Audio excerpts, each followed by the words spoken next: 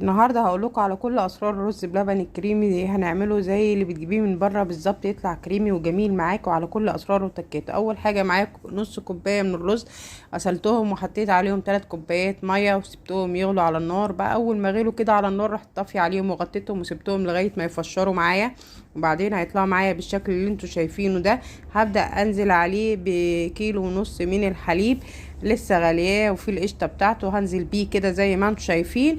وبعدين هنقلب ونحط السكر بتاعنا زي ما انتم شايفين انا بقلبه ازاي. هنقلبه كويس جدا ونحط السكر بتاعنا، والسكر حسب الرغبه زي ما بقول لكم دايما. وبعد ما نقلبه السكر كده هننزل بمعلقتين مهمين جدا، ايه هي التركايه؟ الكريم جانتيه. هتقلبي الكريم جانتيه كويس جدا، معلقتين كده هرميين.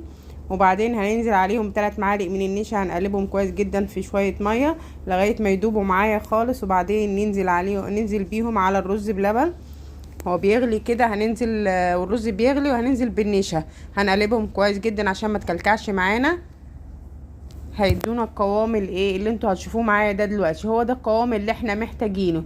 والتركايه التانية المهمه اللي هتخليه طعمه زي بتاع المحلات واحلى كمان، هي معلقتين من القشطه كده البلدي اللي عندك في البيت زي ما انت شايفه، او تجيبي علبه قشطه وتحطيها مفيش مشاكل، بس القشطه البلدي طبعا بتبقى احسن.